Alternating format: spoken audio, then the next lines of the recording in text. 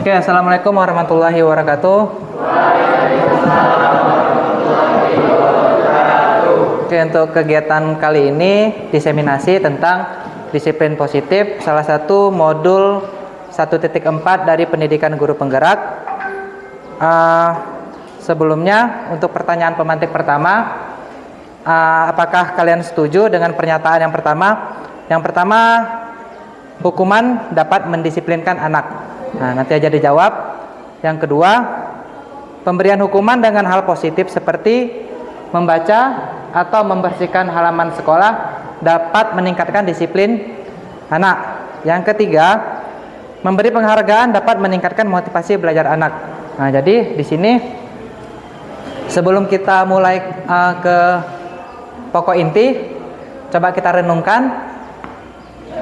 Yang pertama, hukuman dapat mendisiplinkan anak. Kira-kira kita tuh setuju atau enggak?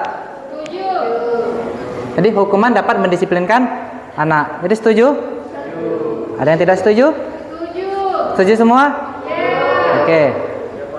Yang kedua, pemberian hukuman dengan hal positif seperti membaca atau membersihkan halaman sekolah dapat meningkatkan disiplin anak. Apakah setuju atau tidak? Setuju. Setuju ya. Yang ketiga, memberi penghargaan dapat meningkatkan motivasi belajar anak. Setuju. Oke, jadi artinya dari 3 pernyataan ini semuanya setuju, gitu ya. Oke, sekarang kita lihat. Oke, silakan melakukan kegiatan di bawah ini. Silakan cari teman di samping atau yang di belakang. Yang pertama, ya, Anda dan teman Anda akan melakukan kegiatan cobalah buka, gitu ya.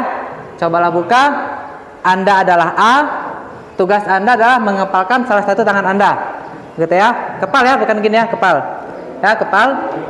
Nah, sekarang coba Anda bayangkan bahwa di dalam kepalan tangan itu adalah sesuatu yang sangat berharga, gitu ya. Yang sangat berharga, sehingga Anda perlu menjaga sekuat tenaga. Saking begitu pentingnya atau begitu berharganya yang ada di dalam kepalan, gitu ya. Nah, tugas rekan Anda, teman main tadi ya, bilang aja rekan B, mencoba dengan segala cara untuk membuka tangan Anda, gitu ya. Teman Anda yang B tadi boleh membujuk, menghardik, mengintimidasi, memarahi, menggoda, menggelitik, bahkan menawari Anda uang agar Anda bersedia membuka kepalan tangan Anda. Seperti ya? Paham ya cara mainnya ya? Nah, silakan dicari teman. Nanti satu jadi A, satu jadi B, atau bergantian. Nah, seperti itu. Nah, ya boleh, terserah, gitu kan? Nanti, ya. Boleh satu, boleh dua, yang penting nanti gantian, gitu ya. Satu jadi A, satu jadi B, gitu. Nah, ada Pak Imam. Ayo Pak Imam.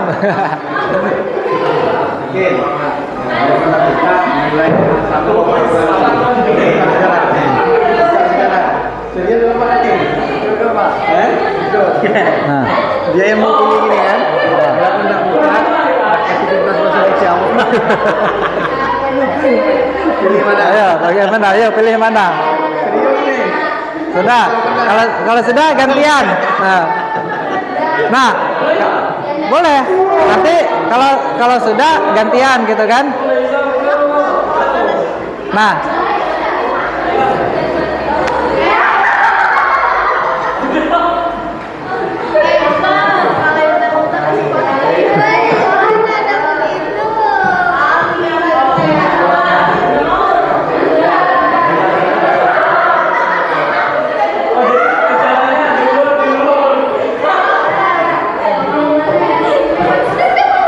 Sudah.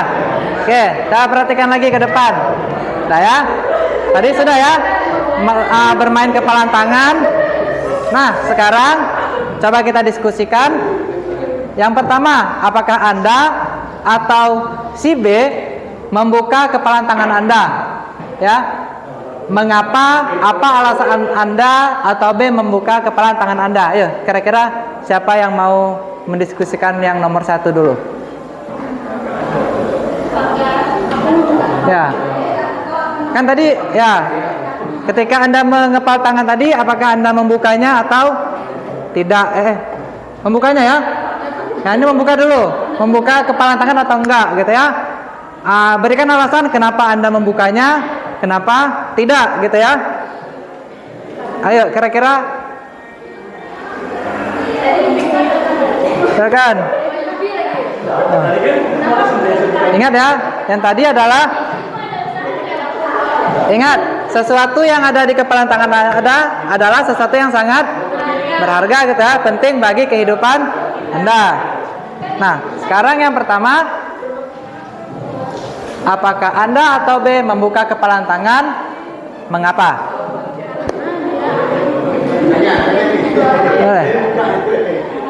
Oke, silakan. Ya, mengapa membuka gitu kan? Mengapa tidak gitu? Ya, bagaimana? Tadi kira-kira dibuka atau tidak? Dibuka, Pak. Tidak dibuka. Kenapa? Karena saya menganggap tangan saya adalah harga diri saya. Oke. Ya, oke. Dia menganggap bahwa yang di kepalan tangan itu adalah seperti harga diri, makanya dia tidak membuka. Ada yang lain? Ada yang lain? Silakan. Masih ada atau ada yang membuka kepalan tangannya? Oke, silakan. Saya membuka kepalan tangan saya, Pak, karena dia menjanjikan akan memberikan saya sesuatu yang sama pentingnya dengan yang ada di tangan saya. Oke, jadi alasannya ya, jadi tetap membuka dengan alasan ada sesuatu yang sama gitu ya, sama berharganya sama yang kita pegang. Oke, yang kedua, apakah Anda atau B menutup kepalan tangan Anda? Oh, itu pertanyaannya tadi sudah ya. Artinya sudah dijawab sama si Riko tadi, dia tetap menutup karena itu adalah sesuatu yang sangat berharga seperti harga dirinya gitu. Oke. Yang ketiga, dalam kegiatan ini sesungguhnya siapa yang memegang kendali atau kontrol menutup atau yang membuka? Apakah si A atau si B? Bagaimana? Dari permainan tadi. Ini kan ketika Anda mengepal tangan artinya posisi Anda si A gitu ya. Si B yang mencoba untuk membuka. Kira-kira siapa yang memegang kendali atau pengontrolnya? Si A atau si B? A atau B? A. Gitu ya. Jadi bagaimana posisi yang membuka tangan tadi? Yang mengontrol A atau si B? Si A juga. Artinya si A mencoba untuk tetap membuka gitu ya. Gitu ya. Oke, kita lihat. Tapi sebenarnya yang mantu karena ada bisikan-bisikan dari si B, makanya si A buka.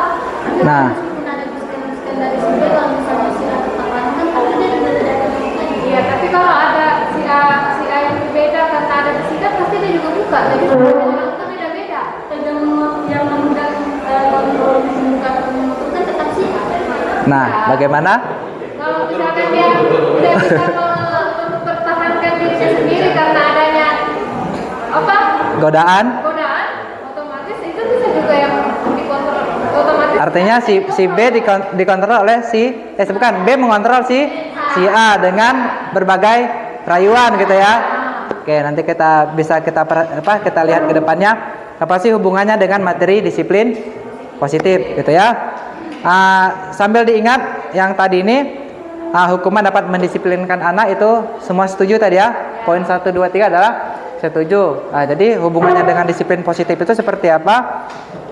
Nah, ini merubah paradigma stimulus respon kepada pendekatan teori kontrol. Itu yang kita pelajari pertama dulu. Jadi misalnya di sini di stimulus respon ini semua realitas atau kebutuhan kita adalah sama. Jadi kita anggap itu si A dan si B itu sama aja sama kita kebutuhannya gitu ya. Ternyata di teori kontrol itu realitas atau kebutuhan kita berbeda. Sama seperti misalnya kita dalam pembelajaran di kelas gitu ya. Kita menganggap misalnya kita pakai visual nih, audio visual. Mengajar total anak-anak pakai audio visual.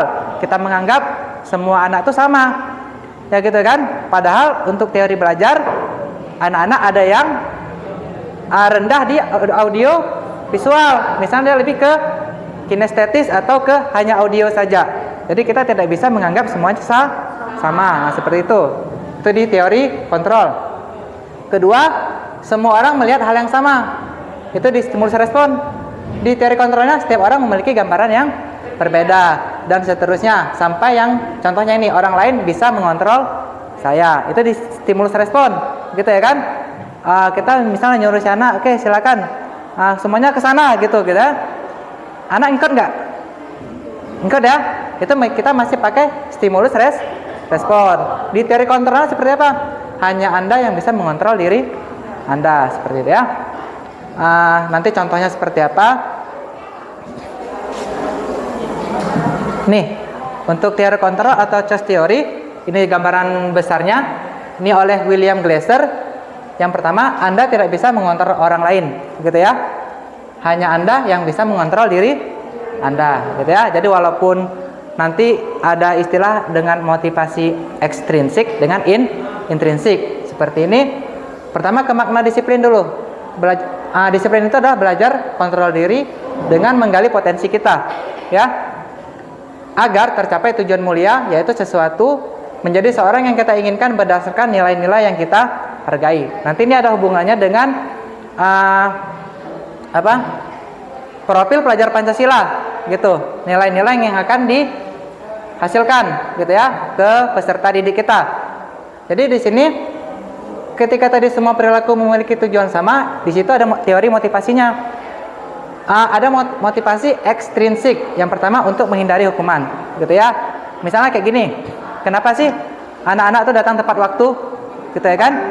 Mengapa anak-anak datang tepat waktu? Oh ternyata dari hasil kita tanyakan anak takut dihukum, gitu ya kan?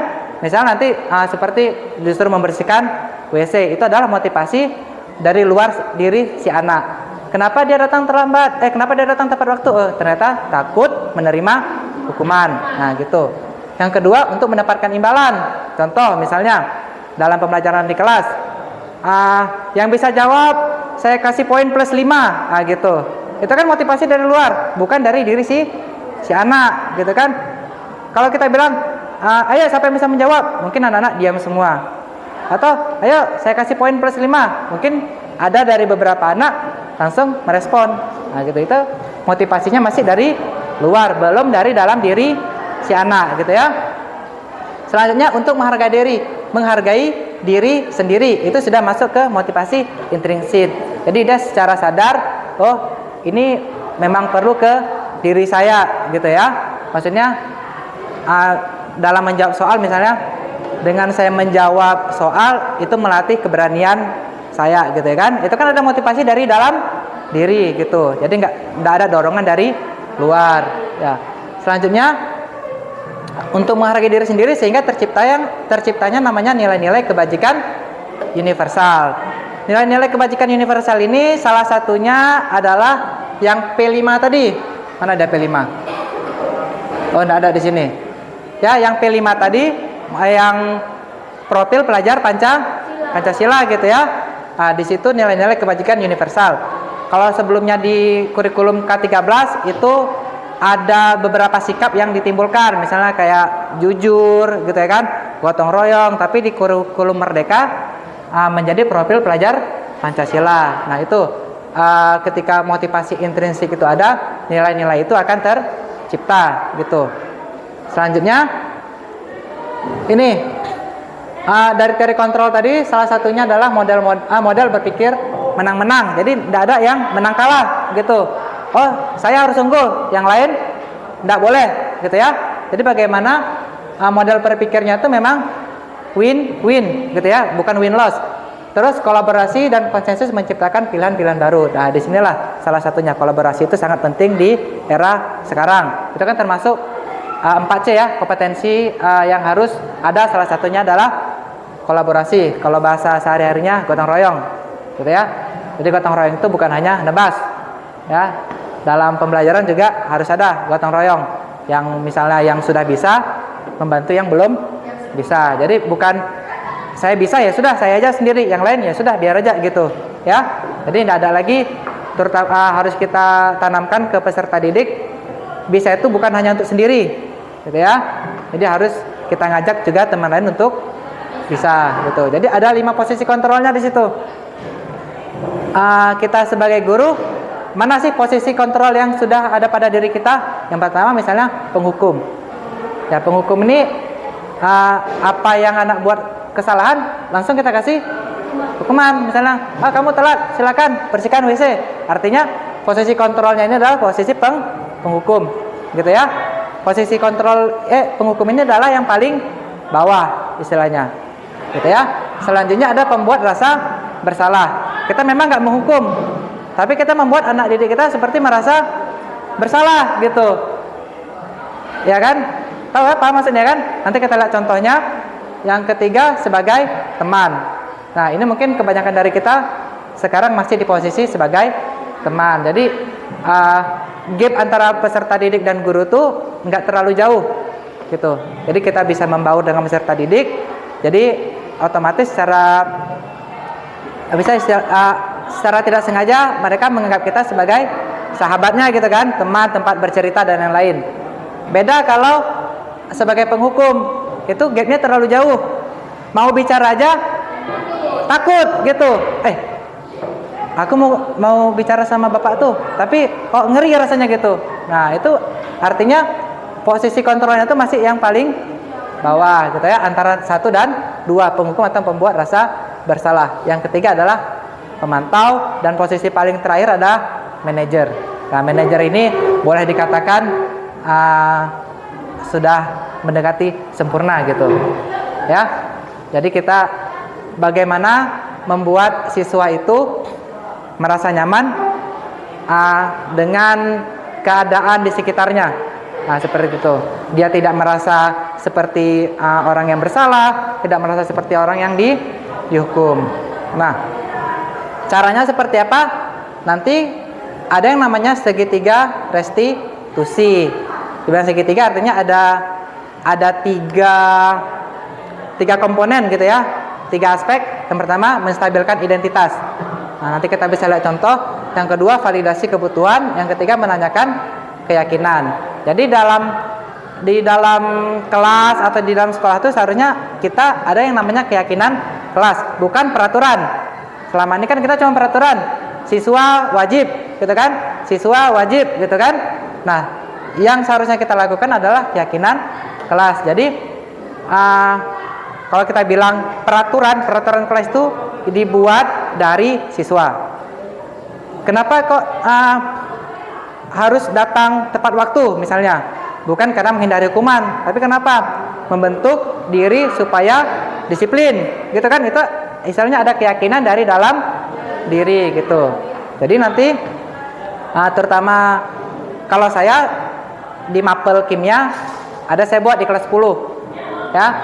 Sebenarnya kalau di per kelas boleh juga namanya keyakinan kelas, gitu ya. Keyakinan kelas misalnya 10-1, artinya itu disusun bersama wali kelas ya. Peserta didik bersama wali kelas menyusun keyakinan kelas. Kalau kita membuat keyakinan kelas per mata pelajaran juga boleh, misalnya khusus misalnya kimia, gitu. Dalam pembelajaran kimia saya harus aktif, gitu kan. Itu apa? Itu ya keyakinan diri. Kenapa? Dia sadar dirinya kalau dia hanya diam aja di dalam kelas mungkin kurang terasa, gitu ya. Karena salah satu kompetensi kan selain kolaborasi ada yang namanya komunikasi, gitu ya. Jadi bagaimana cara dia menyampaikan pendapat itu harus bisa. Jadi kalau anak-anak yang cuma diam di kelas, ketika nanti dia kuliah atau dia kerja, mengungkapkan pendapat itu sulit. Nah, seperti itu.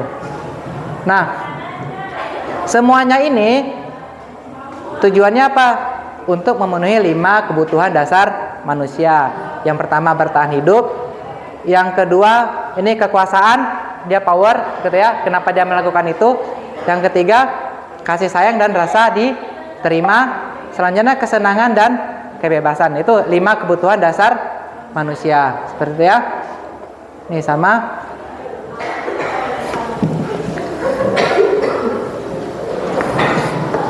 Nah, ini untuk yang teori motivasi tadi, untuk yang perilaku manusia ya. Motivasi eksternal artinya motivasi yang hadir dari luar dirinya. Yang pertama, untuk menghindari ketidaknyamanan atau hukuman. Apa yang akan terjadi apabila saya tidak melakukannya? Contohnya, kenapa sih saya datang terlambat? Gitu kan? Oh, ternyata motivasinya untuk menghindari hukuman.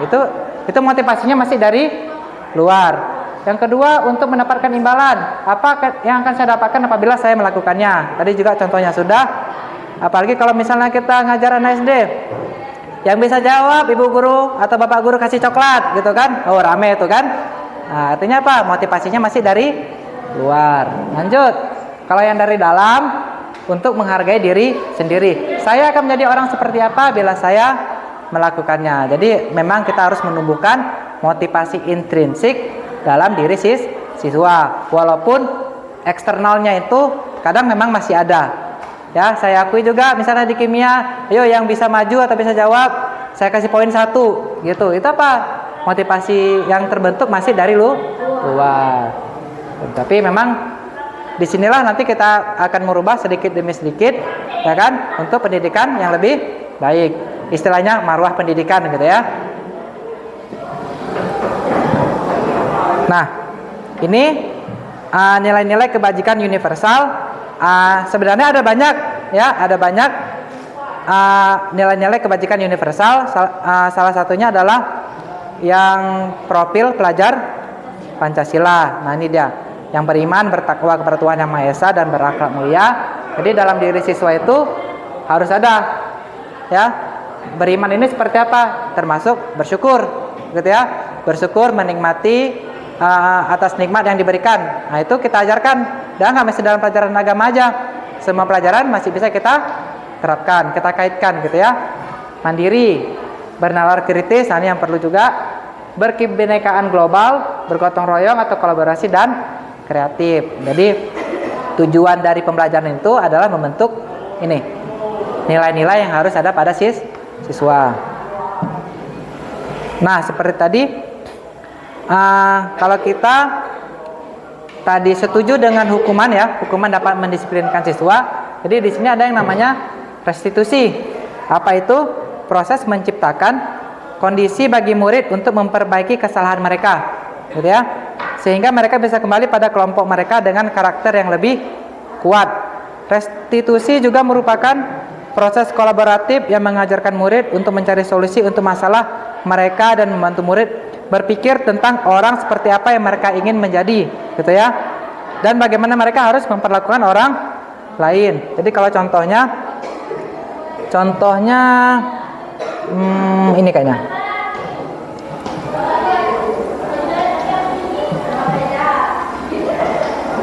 Nah, ini segitiga restitusi tadi. Ini contoh kasus yang pertama. Jadi contoh si Pajar nih ya.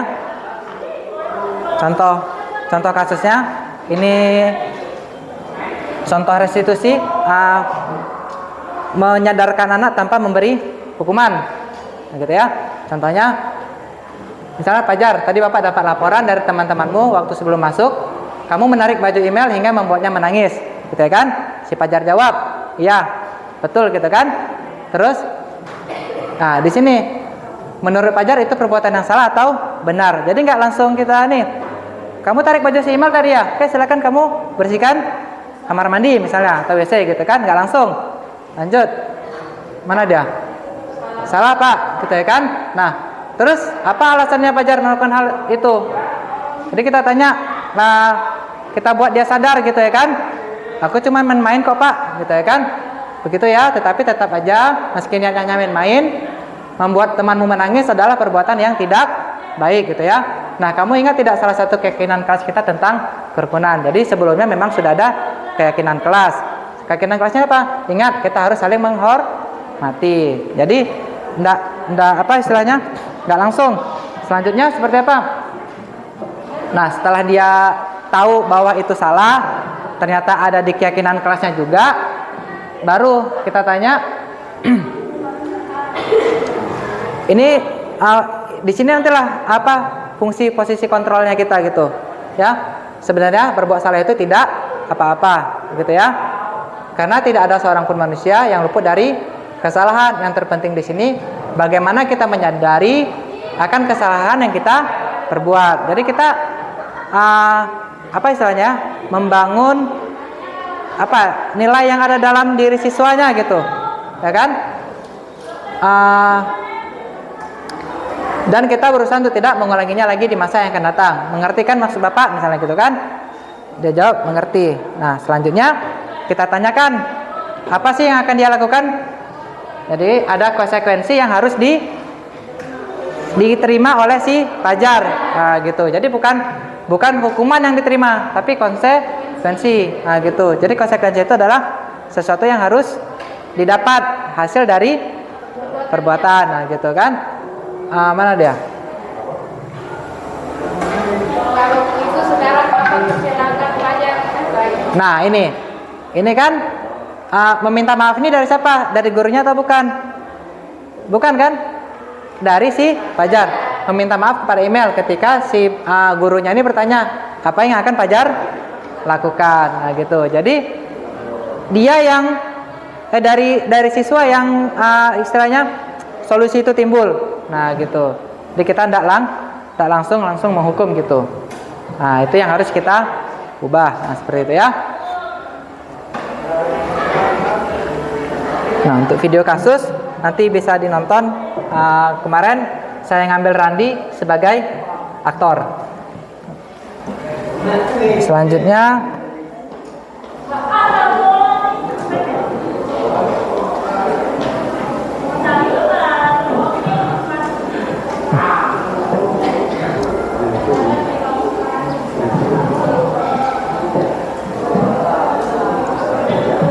nah, untuk masalah posisi kontrol, coba kita nonton video ini. Ada 5 tadi ya posisi kontrol. Kita bisa merefleksikan diri. Kira-kira kita sebagai pendidik itu posisi kita tuh sebagai apa? Gitu. Apakah sebagai penghukum, pembuat rasa bersalah, teman, pemantau atau manajer? Seperti itu.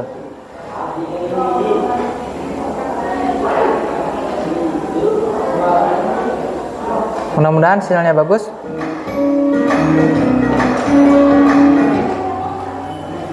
Sangat bahagia Ibu dan Bapak guru hebat dalam penerapan disiplin positif restitusi. Salah satu program yang dikembangkan adalah 5 posisi kontrol. 5 posisi kontrol dalam restitusi adalah proses perjalanan seorang pendidik agar dapat mengenali dirinya.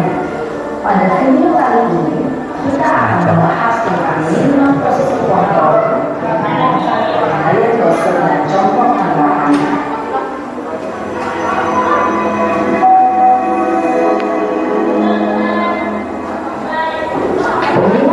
Kontrol itu adalah 1. Posisi penghukum, 2. Posisi pembuat merasa bersalah, 3. Posisi teman, 4. Posisi pemantau atau monitor, dan 5. Posisi manajer. Untuk lebih memahami kelima posisi tersebut, mari kita saksikan kasus kemarin yang terlambat hadir 20 menit sekolah dan melihat bagaimana kelima posisi kontrol dalam menghadapi masalah tersebut.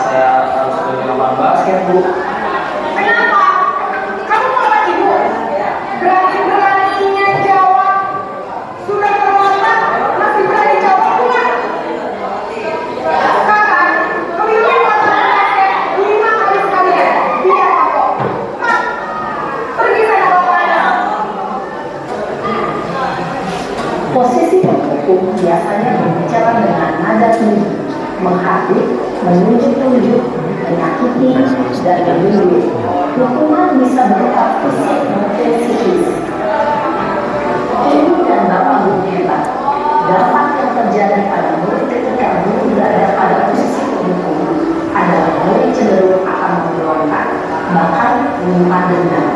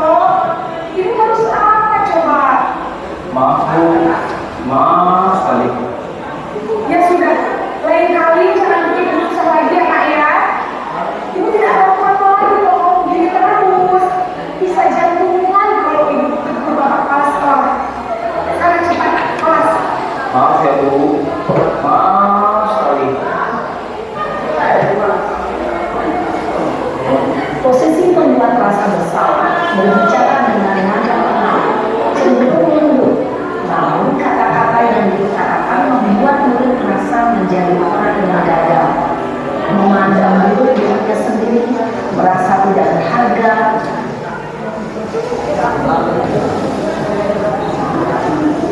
dan tidak sanggup membahagiakan orang lain. Ketika guru mengambil posisi pembuat rasa bersalah, murid akan menganggap dirinya yang bersalah dan ia akan menyimpan emosi negatif tersebut di dalam dirinya.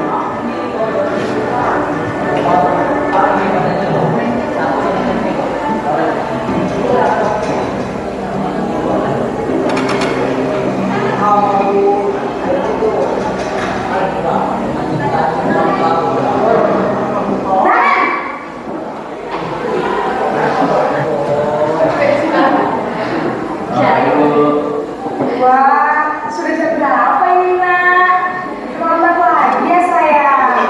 Iya Bu, habis ibu saya membangunkan saya Bu. Kamu malah menyalahkan ibu kamu. Kamu bukannya anak yang paling kencang. Kok terlambat sih? Iya Bu, saya memang terlambat bangun tadi. Jadi biarpun saya lagi kencang, tetap gak kencang Bu.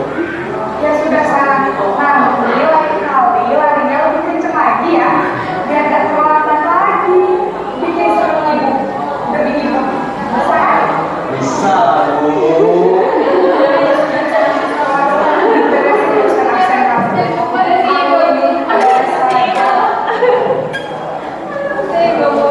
Dalam posisi teman, dia berbicara dengan nada suara ramah, akrab, cenderung bersinggah di bawah untuk menjaga suasana tetap santai. Murid akan merasa senang, aman, dan akrab dengan guru. Identitas yang tercipta adalah identitas sukses atau berhasil. Namun, perlu diingat, karena ini masih dorongan eksternal, maka ada faktor ketergantungan dari murid kepada orang tertentu. Di sini guru absennya, sehingga lain waktu murid bisa berperilaku baik, namun hanya pada orang-orang tertentu saja.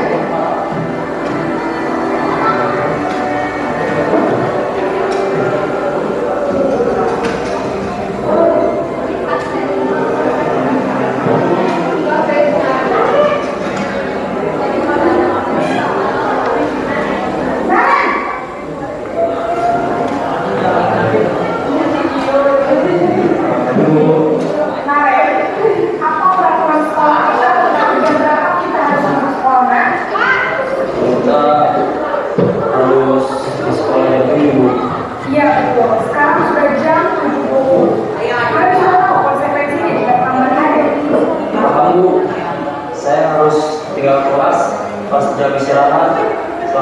menit. Iya benar, konsekuensinya demikian. Jadi nanti jam 9.30 pas istirahat, kamu harus tinggal di kelas, kerjakan tugas tambahan untuk ketinggalan kamu, ya? Baik Bu. Posisi komando mengandalkan penghitungan atau data untuk mengontrol murid. Guru mengarahkan murid berdasarkan peraturan dan konsekuensi. Seorang pemantau menunjukkan bahasa tubuh dan ekspresi wajah yang datar dan cenderung formal.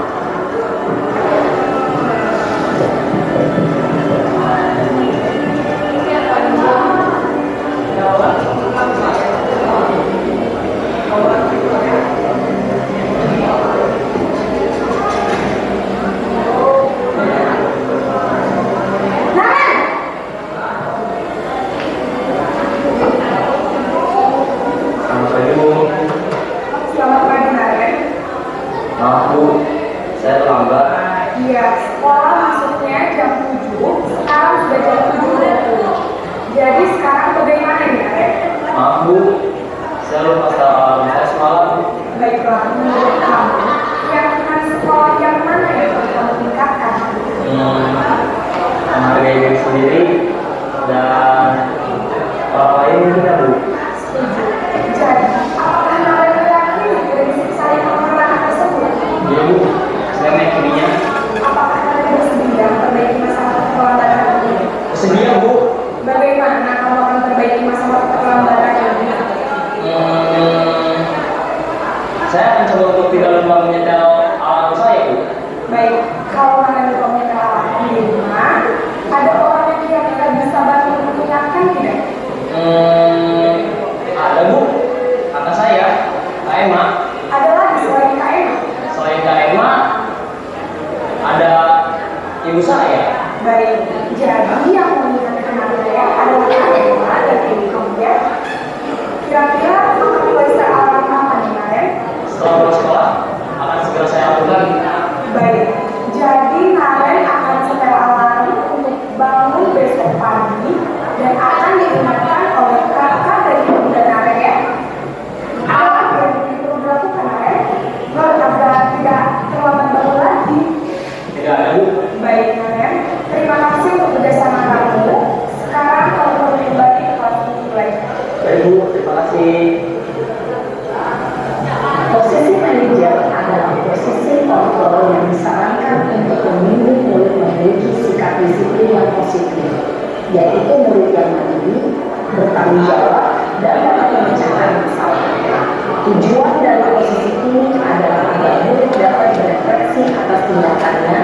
Guru akan terus memberikan pertanyaan-pertanyaan bermakna, sehingga membuat murid dapat belajar dari kesalahannya dan mencari sebuah solusi untuk menyelesaikannya. Ibu dan bapak guru hebat, setelah mengamati adegan kelima posisi kontrol tadi, kira-kira posisi mana yang paling ideal?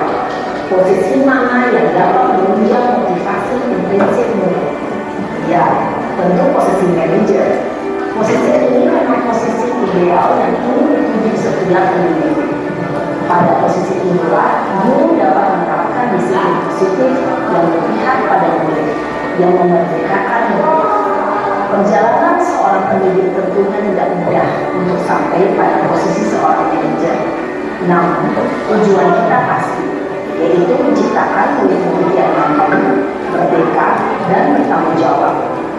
Semoga penggambaran 5 posisi kontrol yang telah diperlihatkan ini dapat menjadi ajang refleksi bagi kita semua, agar dapat terus mengasah dan menerapkan disiplin positif yang memerdekakan murid. Mari terus berlatih dan bersemangat. Selamat menerapkan. Salam dan bahagia, Ibu dan Bapak Guru hebat.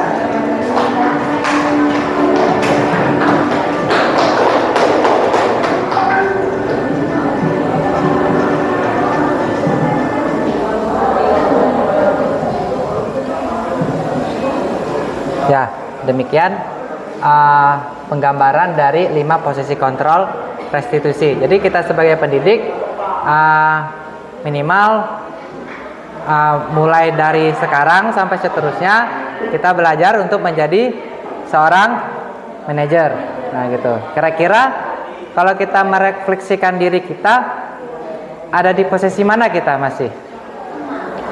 Teman. Tapi kan satu tuh nomor 2. Membuat rasa bersalah. Yang kedua, pembuat rasa bersalah.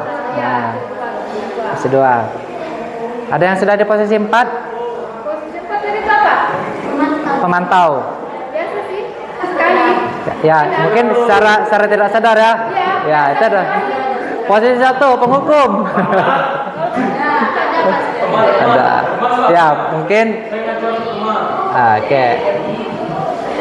Nah, jadi posisi penghukum itu memang masih ada gitu ya. Memang di sinilah apa namanya ya? Diseminasi ini dilakukan untuk mentransfer pengetahuan yang sudah saya dapatkan, gitu kan, untuk berbagi sama rekan-rekan guru bahwa ternyata kalau dari prinsipnya Ki Hajar Dewantara kan menjadikan murid yang merdeka ya, gitu ya kan, menjadikan murid yang merdeka sesuai dengan kodratnya. Jadi siswa ini dia ada kodratnya, ada kodrat alam dan kodrat zaman, gitu ya. Kodrat zaman ini seperti apa? Jadi kita nggak bisa samakan. Ketika kita sekolah seperti ini, kita terapkan lagi ke anak sekarang, itu nggak bisa. Sudah beda zaman, nah gitu. Beda gen. Beda gen gitu ya. Kalau kami ini gen milenial, kalian sudah gen Z gitu ya kan? Beda, nggak bisa disamakan. Makanya dibilang setiap anak itu memiliki kodratnya masing-masing, gitu ya. Salah satunya adalah kodrat zaman. Terus kodrat alam. Kodrat alam itu seperti apa? Bawaan dari siswa itu. Nah, seperti itu. Posisi guru itu sebagai apa? Hanya sebagai apa namanya ya? Bisa dibilang seperti pengontrol. Maksudnya kita mengarahkan. Nah, seperti itu, mengarahkan supaya nilai-nilai positif yang ada pada siswa bisa kelihatan. Jangan nilai yang negatifnya yang kita munculkan. Kan sering gitu. Sering kita munculkan nilai negatif ya kan? Yang seharusnya yang kita munculkan adalah nilai positifnya itu. Nah, seperti itu.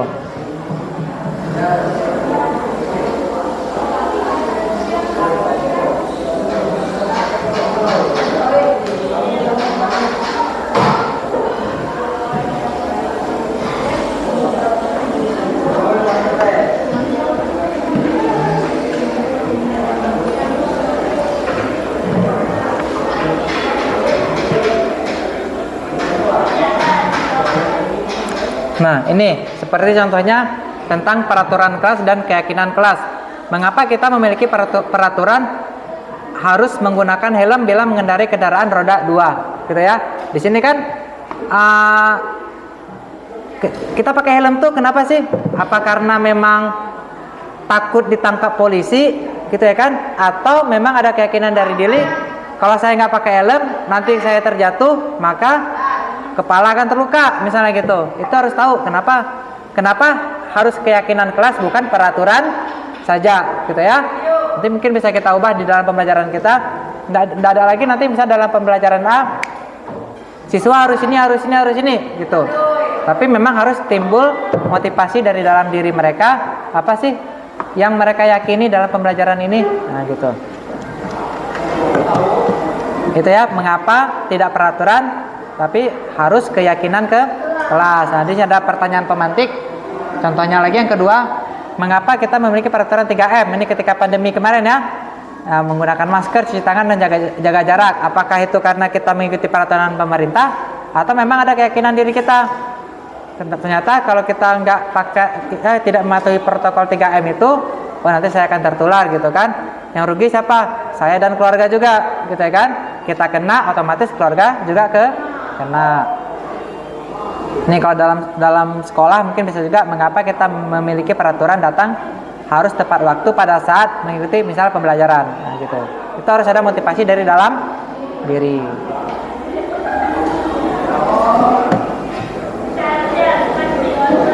Selanjutnya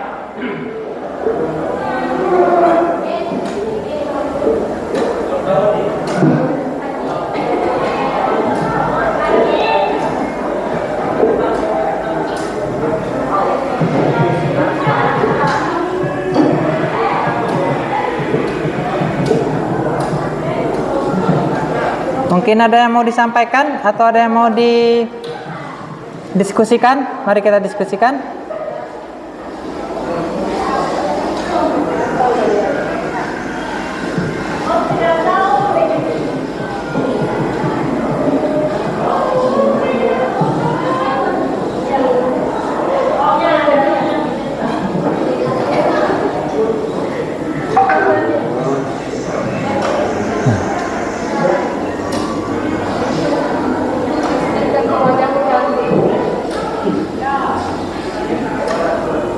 Kerjaan di luar.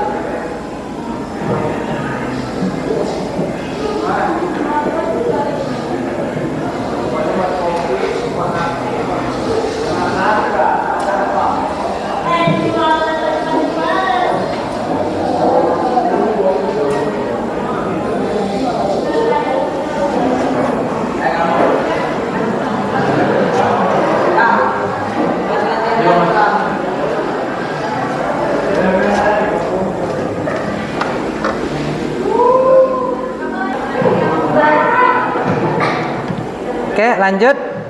Tadi kan kita sudah menonton bagaimana 5 posisi kontrol yang harus 5 posisi kontrol ya. Jadi kita harus merefleksikan diri kita berada di posisi apa kita sekarang. Kalau memang masih di posisi yang bawah, kita berusaha untuk menaikkan tingkat. Kalau memang bisa ke posisi manajer itu lebih baik. Jadi nanti bukan hanya kita aja yang merefleksikan diri, siswa juga bisa, gitu ya. Jadi mereka harus tahu bagaimana cara merefleksikan diri mereka sendiri. Oke, selanjutnya kita apa istilahnya? Lihat bagaimana penerapan segitiga restitusi. Sebelumnya kan kita sudah tahu ya segitiga restitusi itu seperti apa. Oke, silakan kita nonton.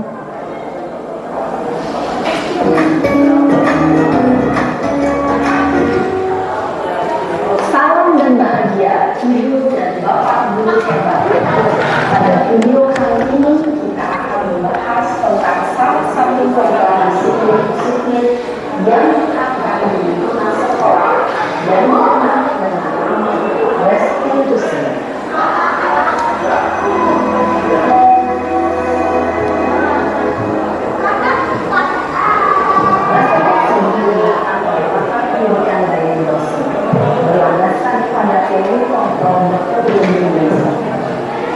Segitiga restitusi adalah suatu proses yang dijalankan oleh guru atau orang tua agar dapat menghasilkan murid yang mandiri dan bertanggung jawab. Pada saat ini posisi manajer, aspek yang dikembangkan pada murid adalah motivasi intrinsik, sehingga penanaman nilai-nilai kebajikan dapat tumbuh dan berkembang menjadi suatu kebiasaan positif yang akhirnya memiliki karakter. Proses dialog ini terdiri dari 3 langkah yang digambarkan pada ketiga sisi pada segitiga restitusi. Sisi pertama adalah berikan identitas. Yang kedua adalah validasi tindak yang salah. Dan sisi yang ketiga adalah menanyakan keyakinan. Ibu dan Bapak guru, berikut ini akan ditunjukkan bagaimana seorang guru berada dalam posisi manajer menggunakan penerapan segitiga restitusi.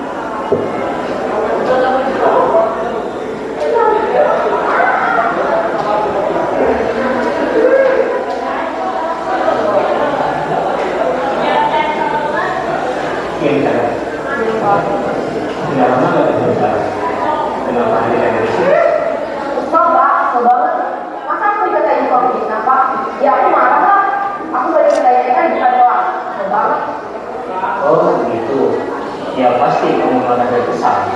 Bapak juga karena berbeda ada yang mengubah seperti itu.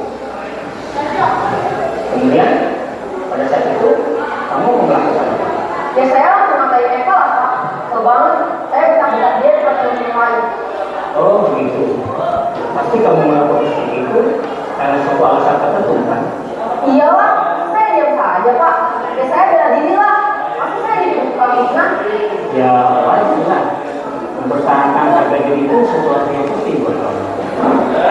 untung kalau tidak diberi kabar lagi.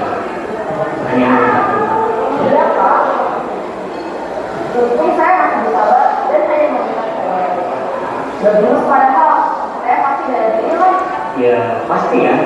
Tapi kamu belum tetap bertahan dan bersabar. Kamu memilih untuk tidak berpikir parah lagi.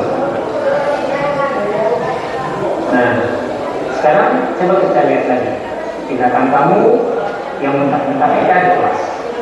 Tindakan kamu itu kira-kira sesuai dengan keyakinan kelas atau prinsip kamu tidak? Enggak lah Pak. Capek Pak dari semarang. Jadi keyakinan atau prinsip mana yang perlu sesuai dengan keinginan kamu? Ya saya sebenarnya sama seperti orang lain. Mungkin saat itu saya menjadi emosi. Jadi tidak menyukai lagi. Kamu meyakini ya? Menghargai orang lain itu penting buat kamu. Yakin lah Pak. Iya, setuju. Kita harus saling menghargai. Namun ada juga keyakinan yang sepakati yang perlu kita jalankan. Kita juga sedang marah kan? Ya saya bisa berlaku mulai dengan diri sendiri. Saya bisa jadi lebih sabar, mengambil kebijakan sedikit, bahwa amat pada Kira-kira kamu bersedia memperbaiki masalah ini tidak? sedia Pak. Kalau kamu memperbaiki masalah ini, kamu akan menjadi orang seperti apa? Saya akan menjadi orang yang bertanggung jawab kali ya Pak. Dan yang satu lagi, Iya, menurut kamu bagaimana rasanya menjadi orang seperti itu? ya nyaman lah, bangga dan bersabar dan bertanggung. Baiklah kalau begitu. Yuk kita pikirkan bagaimana memperbaiki masalah ini.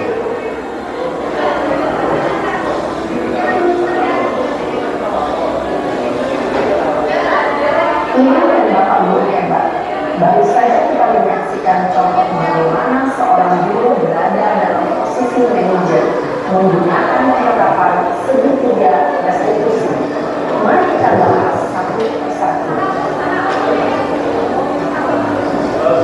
Pada sisi pertama, menstabilkan identitas berdasarkan pada prinsip bahwa membuat kesalahan adalah bagian dari proses pembelajaran. Sisi pertama dari segitiga ini berperan menggeser identitas murid dari identitas gagal ke identitas sukses. Murid yang sedang bertingkah laku yang tidak pantas atau menarik diri saat itu sedang mengalami identitas gagal. Bila kita mengkritiknya, maka posisinya tidak akan berubah. Kita bisa mengajukan pernyataan ini.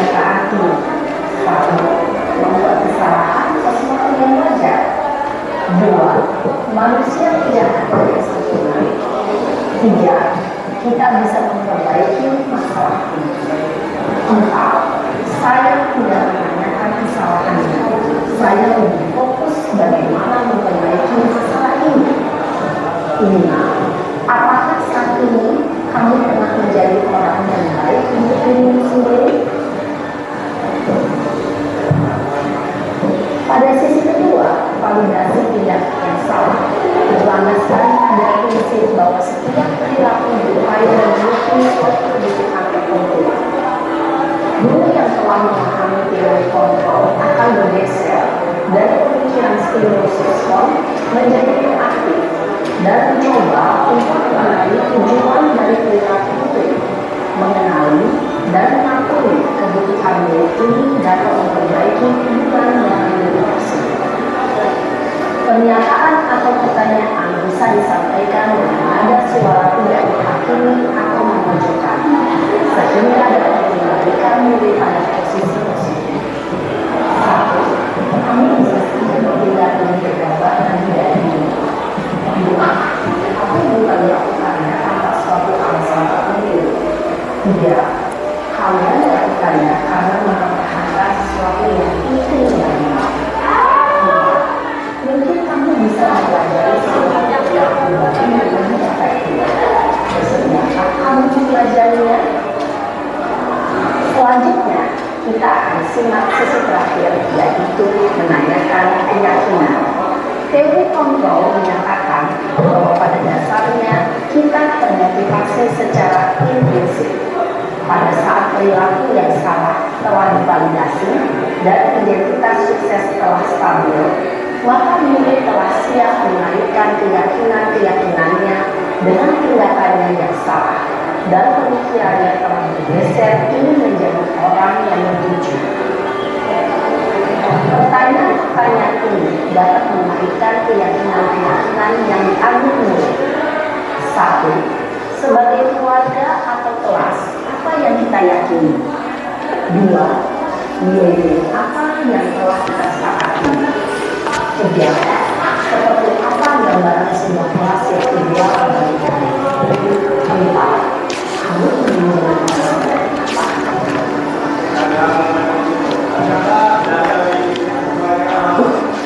dalam menerapkan segitiga restitusi, perlu memperhatikan beberapa. 1. Perilaku yang salah perlu dikaitkan dengan nilai atau keyakinan-keyakinan yang telah disepakati atau diuji. 2. Kesediaan orang yang melakukan kesalahan untuk memperbaiki masalah. 3. Pemecahan masalah sebisa mungkin relevan atau memiliki hubungan dengan masalah yang ada. 4. Usaha perlu adanya suatu usaha perbaikan dari pihak yang membuat kesalahan. 5. Waktu perlu didedikasikan waktu dari pihak yang membuat kesalahan. Tanyakan kapan akan mulai melakukan usaha untuk memperbaiki masalah. Dengan memahami struktur penerapan segitiga restitusi, diharapkan guru dapat menerapkan posisinya sebagai leader dengan mengajukan pertanyaan-pertanyaan bermakna yang dapat membuat murid menjadi lebih percaya diri, bertanggung jawab, dan mandiri. Nah, ibu bapak guru perlu tidak yang mengikuti ketiga tahapan dalam segitiga restitusi bergantung pada ringan beratnya suatu permasalahan. Misalnya, bila permasalahan tersebut ringan, maka tidak perlu dijalankan secara berurutan, bahkan bisa semudah menanyakan apa keyakinan yang kita sepakati. Dengan menjalankan segitiga restitusi dengan mengajukan pertanyaan-pertanyaan bermakna, diharapkan murid menjadi lebih kuat secara pribadi, dapat membuka wawasan murid agar dapat menyelesaikan permasalahannya sendiri, semakin percaya diri, mandiri, dan merdeka. Salam dan bahagia, ibu bapak guru hebat.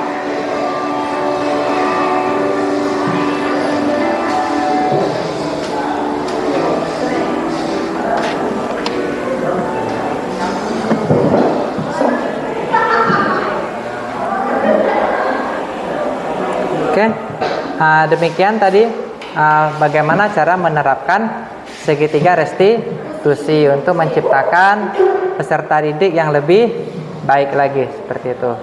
Mungkin kegiatan diseminasi mungkin sampai di sini saja, ya. Mungkin ada kesalahan yang saya saya sampaikan. Saya mohon maaf karena posisi saya juga masih belajar, hanya mentransfer apa yang saya ketahui. Nanti jika teori yang saya sampaikan masih istilahnya ada kesalahan, nanti saya perbaiki, saya informasikan lagi, gitu ya. Mudah-mudahan kita bisa menjadi guru yang bisa menciptakan, menumbuhkan disiplin positif bagi siswa, gitu ya. Mungkin sampai di sini saja. Terima kasih sudah hadir dalam ruangan ini. Saya akhiri. Assalamualaikum warahmatullahi wabarakatuh.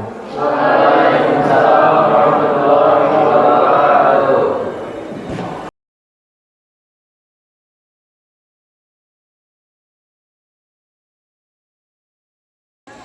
Tadi setelah mempelajari disiplin positif itu sangat menarik, membuat saya lebih memahami tentang bagaimana cara menghadapi masalah dan tentang bagaimana cara memberi solusinya.